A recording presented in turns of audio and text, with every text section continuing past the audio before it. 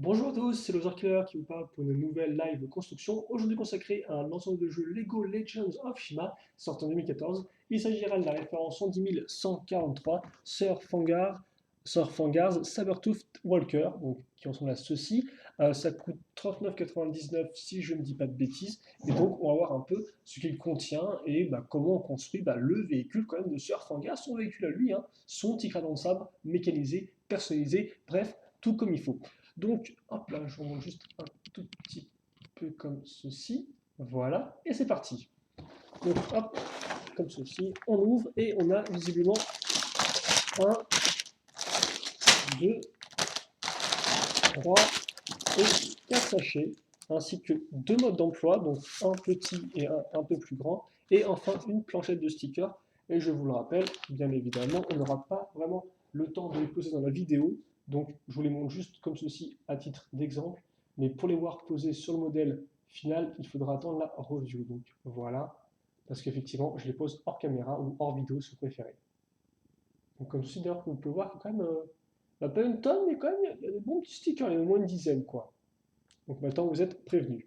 Alors ça, on met de côté tout comme les sachets 3, enfin 4 à 2. On va prendre le 1, normal, abaisser un peu la caméra. On va aussi, quitte à faire, voilà, changer un peu le focus.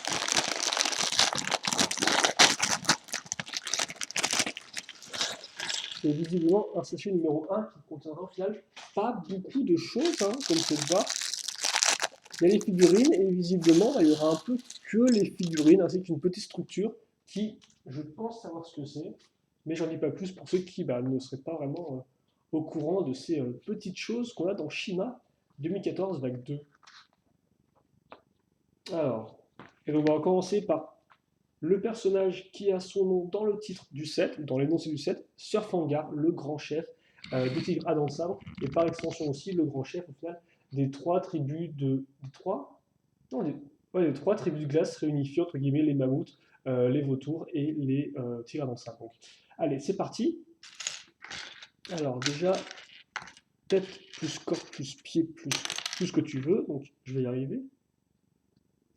Alors Surfangar, comme vous pouvez le voir, et comme pas mal de personnages des tribus de glace, excusez-moi, possède des pièces transparentes. Donc Surfangar aura le droit à As à son bras gauche ainsi que sa jambe droite, comme vous pouvez le voir, mais comme c'est Surfangar, il a des petits éléments d'armure dorée, avec comme pour le remarquer, le chi qui est incrusté dans la gueule d'un tigre à dents de sabre, ce qui rend ma foi fort bien, je trouve. Donc comme ceci, donc pas imprimé sur les bras par contre, et l'arrière. Alors par contre, je crois que le focus est bien, mais je pense qu'on peut faire juste un tout petit peu mieux. Voilà, vraiment être à ce niveau-là. Donc comme ceci. Voilà. Et donc, sur Fangar oblige, il vient quand même avec une armure, ça ne déconne pas. Quitte à faire, c'est l'armure entre guillemets 2.0, dans le sens où c'est celle avec les épaulettes un peu arrondies et le plastron un peu plus grand, contrairement au 1.0, qui d'ailleurs ressemble à ceci. Voilà, je vous les montre les deux pour un petit élément de comparaison. Comme on peut voir, on a quand même une différence qui est assez. Elle est notable, quoi. Même la seule, au final, le seul point commun, c'est qu'on va garder quand même nos trois tenons, donc celui à l'avant pour le chi et les deux à l'arrière pour mettre des petites ailes quand on a un personnage ailé. Là, ce ne sera pas le cas, donc ils ne sont pas utilisés. Par contre, quelque chose qui serait une spécificité de Surf Hangar sans pour autant être des ailes, eh bien, euh, c'est sa cape, voilà, donc sa petite cape déchirée. Je rappelle que Surf Hangar, on peut aussi le trouver dans sa forteresse, même si forcément elle est tout de suite un peu plus coûteuse. Et je ne sais pas si on peut le trouver ailleurs, sûrement en Speedors, je pense, mais je ne suis pas entièrement sûr, donc je préfère pas trop m'avancer à ce niveau-là. Voilà, donc je lui mets sa cape hein, comme ceci, et après la petite tête, toute blanche. Voilà, on va y arriver, voilà, comme ceci.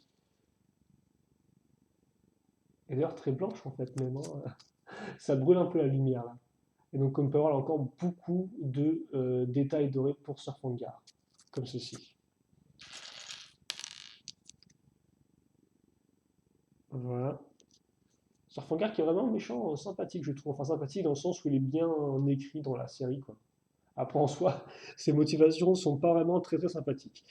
Et il vient avec une arme un peu grosse, donc on va prendre le manche comme ceci, mais en blanc. Bon, ce qui change, je dois avouer, parce que la plupart du temps, je le soit en noir, soit en gris, mais pas vraiment en blanc. Donc plutôt cool. On va ensuite prendre une pièce une fois une avec des telons dans tous les sens, comme vous pouvez le voir, donc sur tous les côtés. Voilà, c'est joli.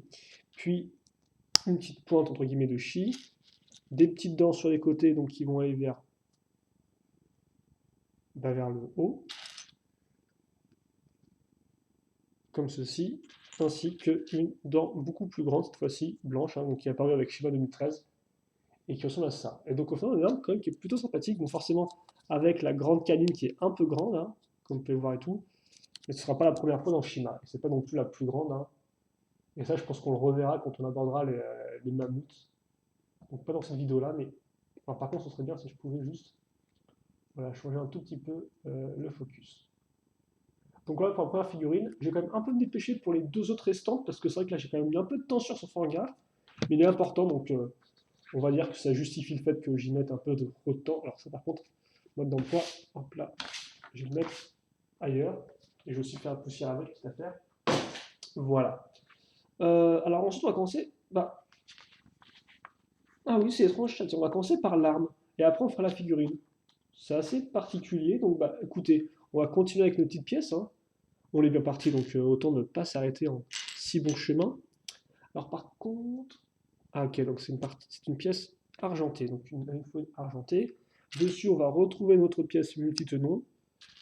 Dessus, la petite pièce avec cône, et ensuite on aura, eh bien, euh, alors, de part et d'autre, une fois une, donc pas circulaire, mais orange trans tout de même, puis des une fois une plus petite pointe.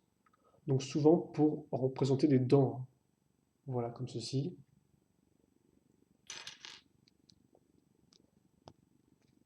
Et comme ça.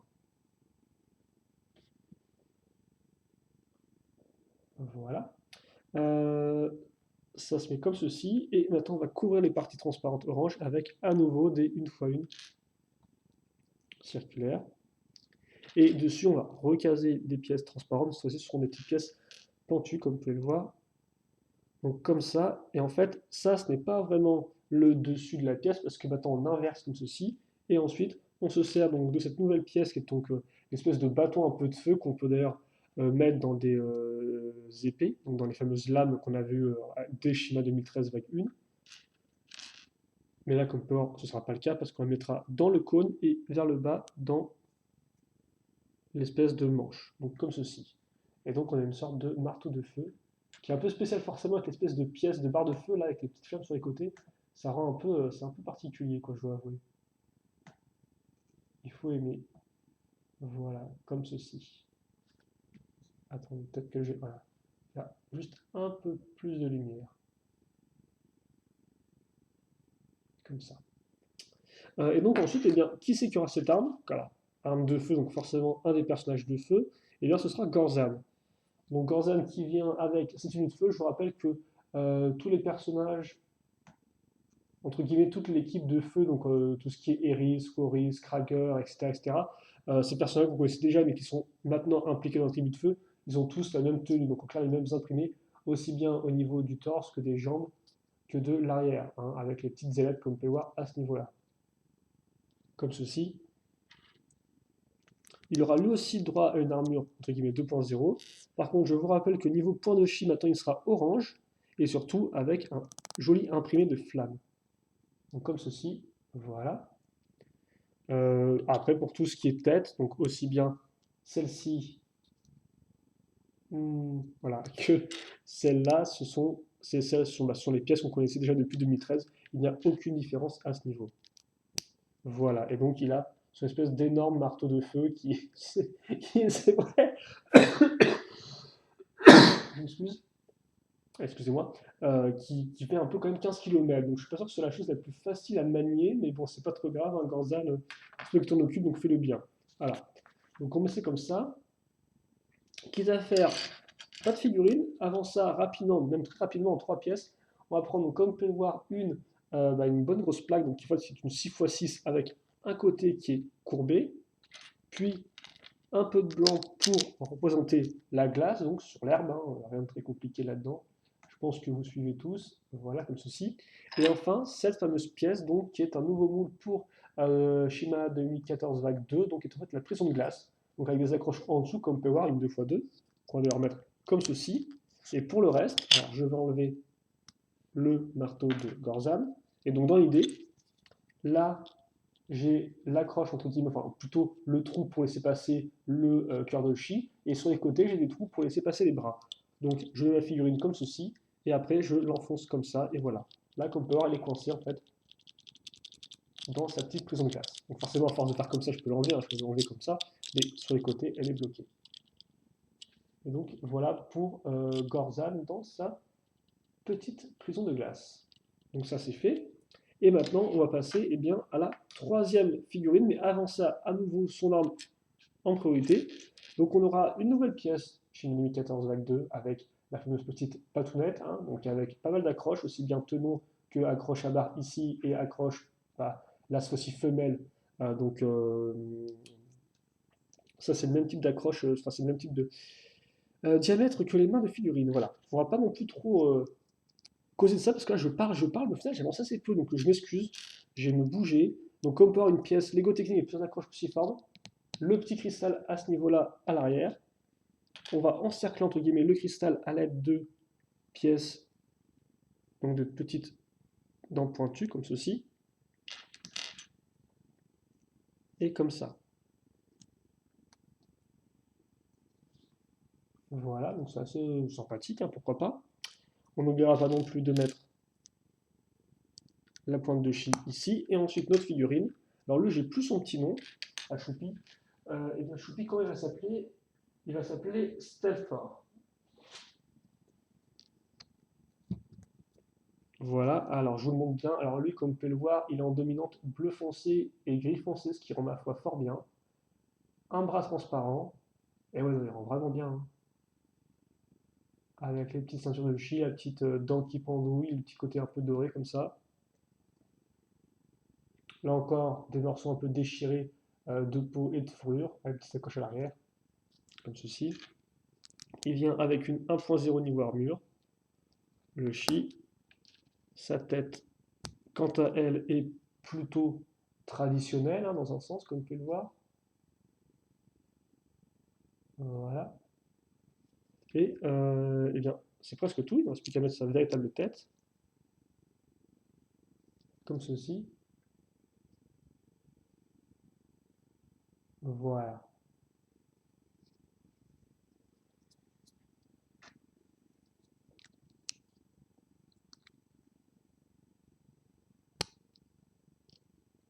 Comme ça. Et comme pas, effectivement, ça fait, on pourrait croire qu'avec la patounette, on va la mettre à l'avant, donc comme son utilisation principale, mais non, pas du tout. Au final, on s'en sert vraiment pour, eh bien, euh, excusez-moi, bah, en fait, c'est l'arrière de notre arme, quoi. Elle rend vraiment bien, je trouve. Tout original et tout, une bonne forme, donc j'aime bien. Donc Stelfort plus son arme dans ce set, il y a ma foi, je trouve qu'il rentre plutôt bien, même si là, comme on peut voir, on ne peut pas en grand chose, hélas. Donc c'est assez sombre, voilà. Peut-être que là, avec ma main, on va tenter de créer de la lumière artificielle. C'est génial. Voilà. Bon. Ah, excusez-moi. Ouais. Et je pense que c'est enfin bouclé après 13 minutes de parlotte. Allez, on va attaquer donc non pas le véhicule de notre ami Surfangar, mais en fait un autre véhicule de la tribu des glaces, ou oui, de la tribu oui, de glace quoi. Et on va commencer avec une 2x4. Donc comme vous pouvez le voir, la 2x4 couleur marron si je ne dis pas de bêtises. Alors je vais juste faire en sorte par contre d'avoir juste... Ah, bien, ah. C'est dingue cette main qui gâche toute la lumière, là. Ouais, on devrait être bon je pense. Donc on a ça. On va se mettre à ce niveau, comme ceci. Et après, donc, on la retourne. On la retourne, puis on case une fois deux, plus petites accroches sur les côtés, ou plutôt à l'avant, aussi bien ici qu'à l'arrière. Donc comme ça, entre les deux, des pièces une fois deux sans accroche, cette fois-ci, donc tout ce qui est plus simple, transparente bleue, qu'on mettra ici donc, pour remplir. À l'arrière, un peu plus de couleur étrange avec du beige, entre guillemets, enfin étrange, qu'on voit, ma foi, assez peu souvent, donc avec du beige. Et donc c'est une fois une avec un trou circulaire. Puis, bas grise Donc les grises, je vous rappelle, les barres techniques circulaires grises de 2 comme ça, elles ont moins de friction que les noires. Donc en clair, on peut les faire tourner très facilement, comme on peut le voir, il n'y a pas de souci ni rien. Une fois 2 avec une accroche un trou cruciforme noir, enfin une brique une fois 2 noire avec un trou cruciforme, plutôt devrais-je dire, donc pour barre technique bien sûr. On assemble nos 3 pièces grâce à cette petite pièceounette. Puis on met ça de côté pour passer à du technique en fait. Alors du technique avec quoi? Eh bien, avec une pièce d'interconnexion qui a un angle bien prédéfini, comme on peut voir, donc un angle entre guillemets de 4. C'est ce que sur la pièce, hein, si vous voulez. Après, je n'ai pas l'angle exact en degrés. Donc on fait ça comme ça. On met 2 barres derrière. C'est des barres cruciformes noires, hein. Souvent Lego a tendance à en mettre des rouges parce que ça permet de faire un vrai code couleur, mais là des noirs carrément, donc plutôt cool, au moins ça fait qu'elles sont bien incluses dans le modèle. On en prend une troisième à laquelle on ajoute, comme peut voir, un petit écrou qu'on casera dans la pièce circulaire ici, enfin dans le trou circulaire ici. Quitte à faire, on va aussi refermer en fait avec un autre écrou. Donc ça servira peut-être juste à de la déco, je ne sais pas trop l'utilité d'avoir mis ces pièces là. En tout cas, ça, on le met ici. Comme ceci. Puis, on met de côté, on prend une barre de 3, on prend une pièce en T, comme ceci. Puis, alors la jante et la roue et le pneu qui vont bien, comme ça. Voilà. Et on referme, là encore, avec une pièce en T. Quitte à faire, je fais en sorte de ne pas trop enfoncer pour que ma roue puisse toujours tourner correctement. Puis je reprends les barres de 3, donc comme quoi on n'utilise pas des masses de pièces différentes dans cette construction, visiblement. Enfin, dans ce petit modèle-là. Donc j'en ai ici, et écrou, cette fois-ci, un peu plus grand que ceux qu'on a vus juste avant. Donc on met cela, et ça, eh bien, on raccroche à cette pièce-là, qu'on a aussi vue par le passé, hein, mais utilisée pour l'arbre. Voilà. Et comme ceci. Je pense que ça se met comme ça. Ouais, voilà. Donc là, on a quand même l'avant. On a fait, entre guillemets, une fourche de moto. C'est pas fini avec les roues, parce que là encore, on va en prendre 2 autres. Un plat qu'on va accrocher comme ceci et comme cela. Et ça, on le met ici. Donc en clair, avec cette partie-là qui ira vers l'extérieur, parce que je vous rappelle, hein, les jantes ont 2 côtés, entre guillemets, distincts. Et donc vous pouvez choisir soit l'un, soit l'autre, pour donner une forme bien particulière. Là, Lego a choisi celle avec les petits cercles. On prend ensuite une pièce, une fois 2, avec une accroche, comme on peut le voir, à clip femelle. On case cette une fois 2, qui servira juste en fait à créer entre guillemets, un palier supplémentaire pour accrocher cette pièce courbée pentue. Et normalement, il y a un sticker qui vient s'ajouter là. Ça, on l'accroche ici, donc au milieu. Voilà. Et quitte à faire, on va prendre cette pièce-là, donc avec clip plus accroche diamètre main mini-figurine. On case une grande dent. Et d'ailleurs, là, elle tient bien dedans. Parce que le problème de ces pièces-là, c'est qu'elles ont des fois assez peu de friction. Et là, celle-ci, elle tenait bien dans le trou, donc c'est plutôt cool. Au moins, elle ne partira pas facilement. Excuse-moi, par exemple, partir, mais par exemple, voilà, si vous touchez la pièce un peu comme vous pouvez voir là, elle part directement sur les côtés. Donc c'est des fois un peu énervant quand vous jouez avec, parce que une fois que vous avez fini de jouer avec, vous vous rendez compte que toutes vos canines sont carrément placées n'importe comment par rapport à comment elles devraient être placées. Donc ça, on le met ici. Voilà. Maintenant, ça, on met de côté à nouveau et on va attaquer la dernière phase de la construction. Il reste très peu de pièces, comme vous pouvez le voir, donc ça ne devrait pas être très très compliqué, je pense. Donc, il nous faut assembler bien, une pièce charnière. Et pour une fois, ce ne sera pas une pièce charnière avec une grande plaque au-dessus de 2x2. C'est vraiment la classique avec la 1x2, quoi. En clair, 2 tenons au lieu de 4. Donc, comme on peut voir, qui dit charnière dit en fait rotation, hein. Vous pouvez tourner la pièce comme ceci. On casse les 1x2 avec une accroche à clip, parce que cette fois-ci, l'accroche à clip n'est pas dans la lignée, entre guillemets, dans la même lignée que la 1x2, elle est vraiment perpendiculaire, un peu, si vous voulez, au trou. Voilà.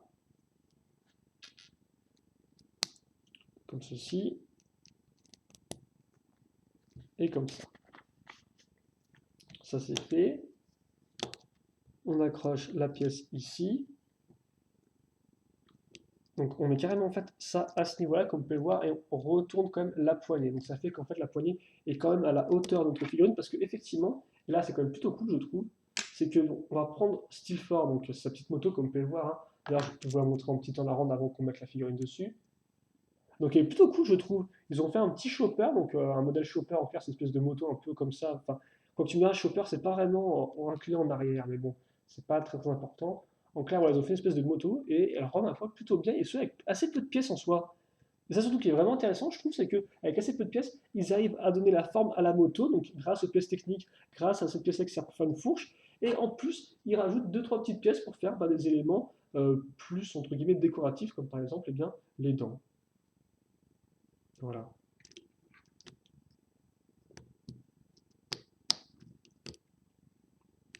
Donc, je mets ma figurine ici. Alors d'ailleurs, je n'ai pas montré la comparaison avec une figurine, donc je vais le faire avec Gorzon rapidement, pour ceux qui vont voir un peu la différence au niveau de taille.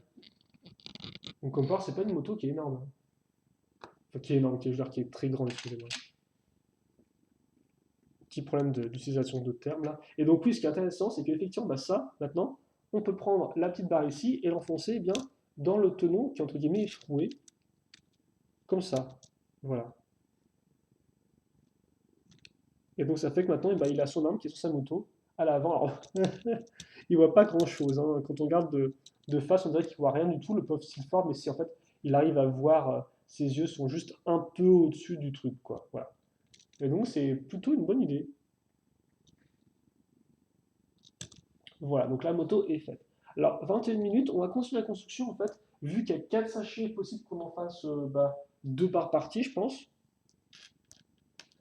Comme ça, ceux qui ont un peu peur en voyant une seule grosse vidéo, voilà quoi. Donc voilà les pièces restantes. Et donc c'est tout cool parce que ça quand même deux manches, hein, donc un blanc et un noir, ça c'est toujours utile par contre.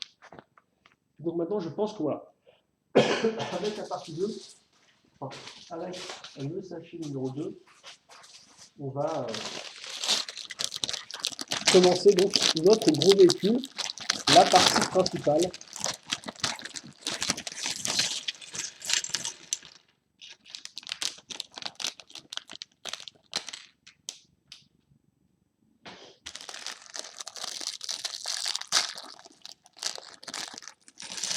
Et les petites pièces ici. Voilà. Donc oui, effectivement, oui, excuse-moi, je me suis vraiment coupé et tout, mais oui, la partie principale forcément du véhicule à tir dans le sable de Surf Hangar, quoi.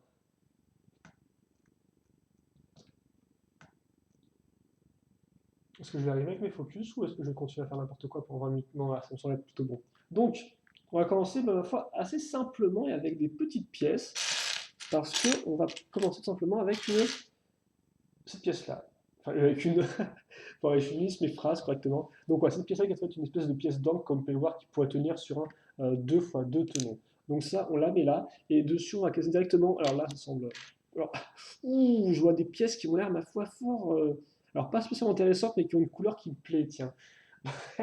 Donc, ouais, on prend cette pièce-là, ensuite une 1x2 avec, comme on peut voir, des tenons qui seront casés à l'avant. Donc, ça, bien sûr, ça sert souvent pour accrocher des plaques sur les côtés. Voilà, ce qu'on appelle du snot pour studs not on the top, ce qui veut dire tenons qui ne sont pas au-dessus. Des tenons, c'est quoi? Eh bien, c'est le petit plot ici. Voilà, et donc forcément, tenons pas au-dessus, donc là, c'est les tenons qui sont accrochés comme ceci sur les côtés. Et donc pas empilés l'un sur l'autre, comme on a l'habitude de le voir. La construction, ensuite. Donc on va revenir avec cette pièce-là, donc une espèce de plaque, un mélange plaque et brique, enfin plutôt brique, avec pentu inversé courbé. Donc attention, j'aime bien quand ça commence à prendre, quand mes descriptions de pièces commencent à être de véritables paragraphes. Donc ouais, pentu courbé inversé. On case une petite pièce ici, puis le reste, on le bouche avec une 2x6 grise foncée, qui servira sûrement à créer un petit ponton. Et c'est le cas, parce qu'effectivement, après, qu'est-ce qu'on fait, ma petite dame? Et bien, c'est pas très compliqué. On va reprendre cette pièce-là, on va prendre celle-ci, puis la courber inversée, mettre la petite une fois une tranquille, hein, qui pose pas trop de problème, accrocher ça à ce niveau-là, et voilà. Donc ça, c'est fait. La 2x4 rouge, donc une bonne grosse 2x4 rouge, on la met ici. Donc ouais, évidemment, le rouge qui sort un peu de nulle part, parce que là, on a une sorte de marron un peu clair, comme vous pouvez le voir, mais le rouge, on voit bien la différence entre les deux, quoi. Et ouais, c'est bien rouge-rouge. C'est une brique rouge, en effet, donc je vais me taire à propos, à propos de cette brique, elle n'a rien d'incroyable. Ensuite, une grande brique comme pelloir avec plein de trous techniques circulaires qu'on va cocher ici. Donc tout de suite, là, on commence à prendre un peu eh bien, une certaine longueur, une certaine taille, et qu'on met tout de suite de côté, en fait, pour passer à autre chose, à une technique un peu plus traditionnelle, dans le sens où, eh bien, on va retrouver la barre, ouais, on va retrouver la barre de 3. On va retrouver cette pièce-là, donc il y a deux trous cruciformes, ainsi qu'un un trou circulaire qui est perpendiculaire à ces deux trous cruciformes. C'est pas grave si vous ne suivez pas, c'est pas très important. Tout ce qui compte, c'est que vous puissiez admirer ce que je fais. Ce qui, là encore, des fois, n'est pas spécialement aisé, vu qu'on a une brique noire et que mon éclairage est un peu daubé, mais c'est ce qui peut arriver. Une grande barre cruciforme de 8 cette fois-ci, noire. Puis, une poutre technique. Donc, en clair, en fait, c'est un peu comme une brique, si vous voulez, comme ça, hein, sauf qu'on n'a plus les tenons, quoi. C'est tout lisse. Et il faut savoir qu'en fait, de base, c'était ces pièces-là qui sont apparues en premier, en fait, parce que les Lego techniques d'époque, vraiment les tout premiers, c'était genre, on a du système certes, mais on va rajouter des barres avec et des rouages, quoi. Donc on gardait les pièces avec les accroches et les tenons, quoi, enfin, du système, et ce n'est qu'après que sont venus eh bien tout ce système de barres, en fait, de poutres lisses. Et d'ailleurs, je ne sais pas quelle année ça a commencé ça, parce que je pense que c'était vraiment une des grosses, ça devait vraiment être une grosse année pour le technique, vraiment une grosse évolution, quoi. Je dirais bien milieu 90, mais j'ai peur de dire des bêtises parce qu'il me semble quand même que les modèles techniques avec briques plus tenons, ça a perduré pendant pas mal de temps, quoi, dans les modèles. Donc, voilà, comme vous avez pu voir, on a quasi un écrou ici pour un peu, j'ai envie de dire, si vous voulez, refermer tout ça, quoi, bien bloquer nos pièces, bien bloquer notre poutre. Et là, des petites pièces avec pile poil, une accroche, enfin, vous voyez, un petit tenon qui ressort, quoi. Alors, ça, c'est vers l'extérieur. On va maintenant mettre une barre de 3 circulaire vers l'intérieur.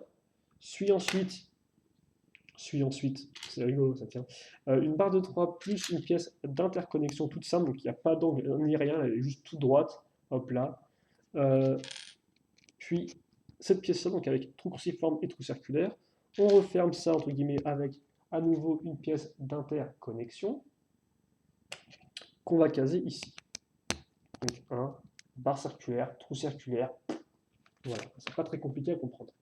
Vient ensuite la poutre pour refermer tout ça. Donc visiblement on a fini la partie du milieu, hein, si on peut finir notre sandwich. Et bien sûr l'écrou à la fin, histoire de. Et donc voilà ce qu'on a, et ça ne ressemble à rien de particulièrement super intéressant en fait, hein. C'est juste des pièces techniques qui auront leur utilité révélée bien plus tard dans la construction. Ça, on le case ici. Donc à ce niveau-là, hein, hop là, voilà, et quitte à faire, voilà, je mets ça vers le dessous. Donc voilà ce que j'ai. Hop là. Une fois que ça c'est fait, eh bien, je mets l'autre barre ici. Donc voilà, comme ceci. Puis la roue dentée à ce niveau-là. Et de l'autre côté, alors pas de roue dentée de l'autre côté, non, on va retrouver par contre une pièce comme ceci. C'est cool, c'est une sorte de petit soleil de fin de journée là. Pas sûr que ça aide beaucoup pour notre vidéo niveau lumière, mais c'est pas trop mal. Voilà. Alors, et ensuite, ce qu'on va faire, c'est qu'on va retourner ici. On va prendre maintenant un petit rouage. Donc, comme vous pouvez le voir, c'est entre guillemets, si ça c'est un rouage entre guillemets 1, ça c'est un 2, quoi. C'est un peu, si vous voulez, c'est un peu la même forme, mais c'est juste qu'il est plus grand. Ouais.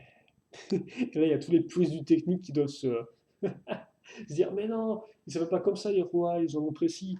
Et donc, je m'excuse pour toutes ces personnes. Donc, hop, ça, on va le caser juste un trou après. Et c'est vrai que le noir, mon Dieu, mais on le distingue très mal. Avec un peu de chance, on n'aura pas beaucoup de pièces noires dans ce modèle. Juste des pièces marron foncé qui ressentiront un peu mieux.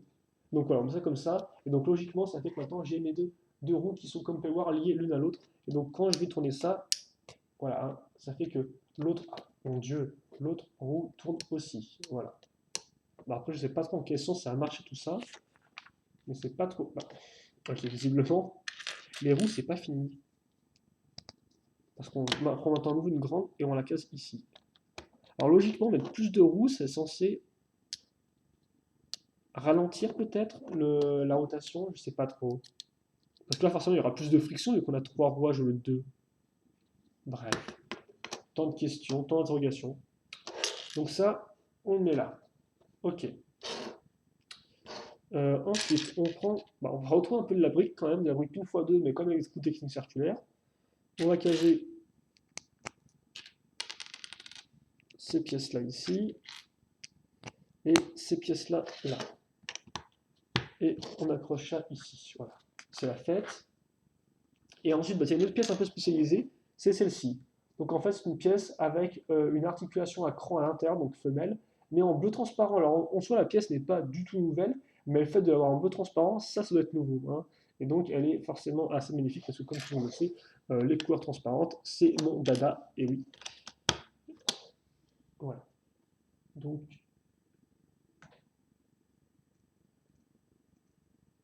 alors vraiment particulière, hein, entre toutes les pièces basiques qu'on a, là, elles sont assez peu basiques niveau forme, et en plus elles sont transparentes bleues, quoi. Et visiblement, il est temps de revenir à des pièces justement un peu plus basiques, parce que c'est bien joli tout ça. Et d'ailleurs, j'ai oublié une étape. Donc, étape qui consiste à caser une petite pièce avec tenon qui ressort, plus une fois 6.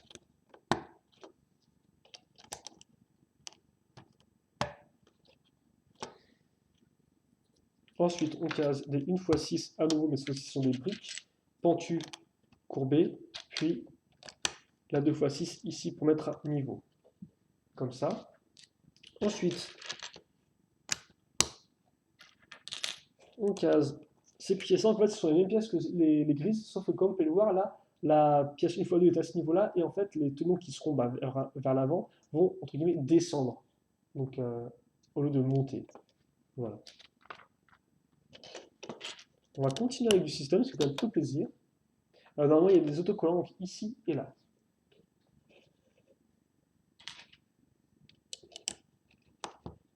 On case les 2x2. Voilà donc à quoi ça ressemble. Et dessus, on va recaser d'autres pièces spécialisées. Donc en fait, c'est un peu comme ça dans le sens où on aura une brique 2x2 plus une extension. L'extension, en fait, eh bien, c'est une partie connecteur. Voilà. Donc pour une articulation, en fait, connecteur ball joint avec une espèce de petite boule si vous préférez, ou rotule encore, dépend du terme que vous employez vous. Une 1x2, donc un peu plus simple cette fois-ci, une 1x2 pentue, qu'on casera ici.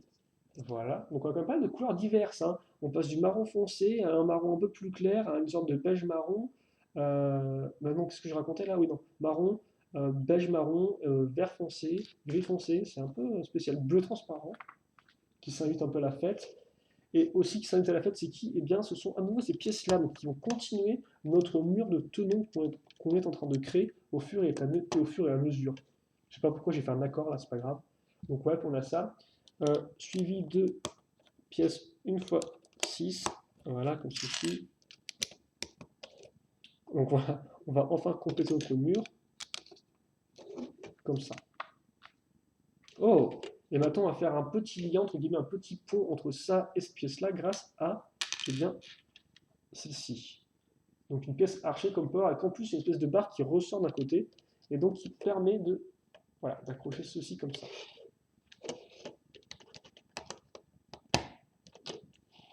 Voilà. Et maintenant, d'une fois deux, avec ceci et comme ça. Hop là. Alors maintenant, c'est bien joli, on met ça de côté pour faire juste une mini-construction. Donc il consiste à prendre cette pièce-là, puis, bah tiens, nouvelle couleur, du bleu ciel, très joli, j'aime beaucoup. À ce niveau-là, et celle-ci, bah tiens, une pièce, donc motif de rondin de bois en marron, donc une fois deux. Et là, je case cette pièce-là. Donc voilà ce que j'ai. Et ça, je vais le mettre, alors, je vais le mettre en fait directement ici. Donc carrément en dessous.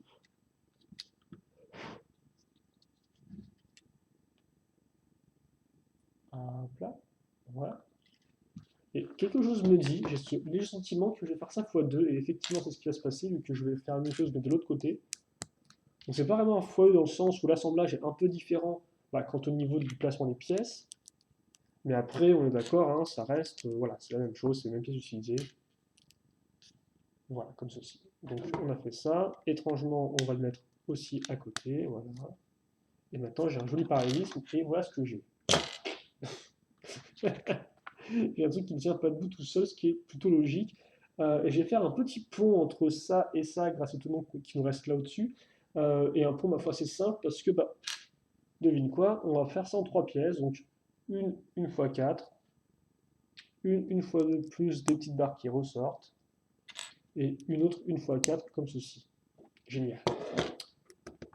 On met ça là, et voilà ce qu'on obtient.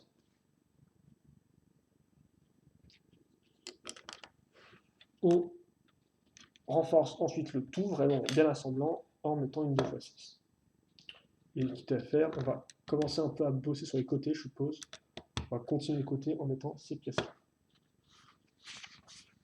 Et là, je me rends compte qu'on prend déjà pas mal de... on prend une certaine hauteur, donc je vais peut-être ajouter rapidement un bouquin, voilà, histoire qu'on puisse peut-être mieux voir ce qui se passe ici. Comme ça. Et donc, qu'est-ce qu'on a là? Eh bien, on va avoir en fait des pièces comme ceci, donc pour compléter,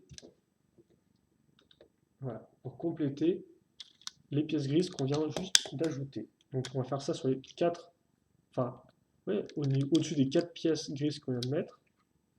Et directement après, eh bien, on va assembler tout ça, donc ça va vraiment bien renforcer notre base. Vraiment quelque chose de solide, voilà, tout autour, comme ceci, et comme cela.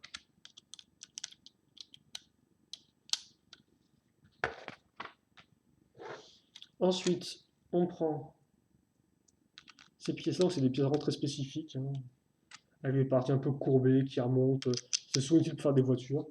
Normalement, il y a des stickers derrière dessus, donc on mettra à ce niveau-là et à ce niveau-là. Voilà. Vient ensuite, maintenant sur ces côtés-là, on va caser ces pièces-là pour les couvrir, les parties noires. Donc beaucoup plus simple que celle-ci, hein, des plaques avec un côté en biais. Et ça fois 2. Voilà.